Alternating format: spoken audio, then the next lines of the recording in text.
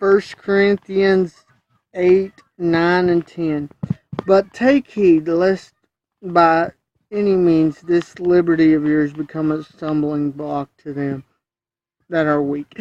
And here's a verse that's used a lot, but I believe it's in the correct context. Because anything that allows us to be a stumbling block to where they may sin shouldn't be what we do. Now, is this an excuse for us not practice right? No. Is this an excuse for us not to help others do right? No. But if our greater understanding causes somebody to fall back into sin, there's a line we need to walk. Self-righteousness is a stumbling block. This isn't saying we shouldn't live right and shouldn't tell them how to live right. It's just certain ways that aren't needed. If they want to keep their certain days of celebration simply to do it, then let them. That's what Paul's saying. Rather than cause them to stumble, let them do this. There's no harm in it. There's nothing to it. Then let them.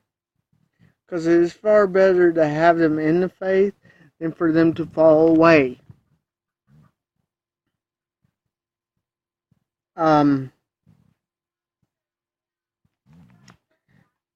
Be a stumbling block to their.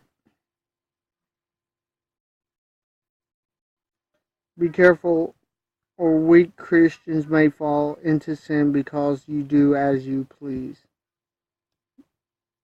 You must be careful that your freedom to eat meat does not in any way hinder anyone whose faith is not as robust as yours.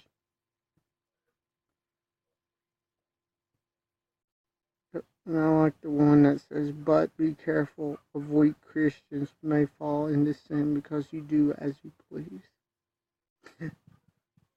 Because that takes that onto a level that is beyond the meat thing. Anytime it may cause them to fall, we shouldn't do that. Apart from it being sin ourselves, we shouldn't do that. For if any man see that which hast knowledge sit at meat of an idol's temple, reclining at the table of idol's temple, for if somebody sees you who have an intelligent view of this matter, partaking the meal of idol's temple, if a weak character sees you sitting down to a meal in a heathen temple, you have knowledge. Shall not the consequence of him which is weak be emboldened to eat those things which are offered to idols? Are you not encouraging the man with delicate conscience to do the same? Will that really forfeit the weak conscience? Will it not embolden him to violate the sculptures of consequence by eating and has been offered to idols? See, this would have been something I would have chose not to do. And I think that's Paul's point. In itself, it's not wrong. But I wouldn't have felt comfortable going to a pagan temple eating meat. Now, Paul, I believe, may have did it to become a witness, fellowshipping with sinners, and I believe there's purpose of it in that, and you can't fuss at Paul for doing that. But for too many, it would have been a stumbling block to fall back in their own pattern, and that's Paul's point.